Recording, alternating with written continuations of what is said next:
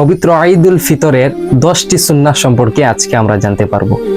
1 number সুন্নাহ হচ্ছে পবিত্র ঈদুল ফিতরের দিনে আগে আগে ঘুম থেকে জাগ্রত হয়ে ফজরের নামাজ জামায়াতের সহিত আদায় করা। 2 নাম্বার সুন্নাহ হচ্ছে আল ইবতিসাল, ভালোভাবে গোসল করে নেয়া।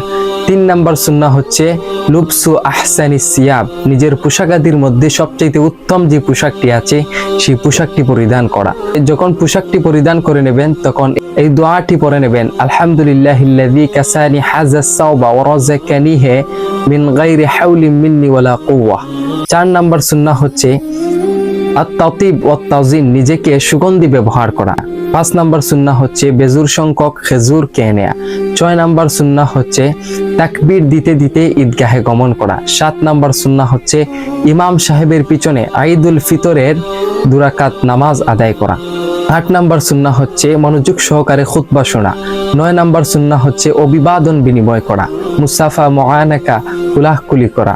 তখন এই দোয়াটি পড়ে নেবেন, তাকাব্বালাল্লাহু মিন্না ওয়া মিনকুম সালিহাল আ'মাল। 10 নাম্বার সুন্নাহ হচ্ছে আপনি যে রাস্তা দিয়ে ঈদগাহে গমন করেছেন তার বিপরীত রাস্তা দিয়ে বাড়ি ফেরা। সম্মানিত প্রিয় বন্ধুগণ, আল্লাহ সুবহানাহু ওয়া তাআলা যেন আমাদেরকে পবিত্র ঈদুল ফিতরের 10টি সুন্নাহ আমল করার তৌফিক দান করেন। সবাইকে ঈদ মুবারক। আসসালামু আলাইকুম ওয়া রাহমাতুল্লাহি ওয়া বারাকাতুহু।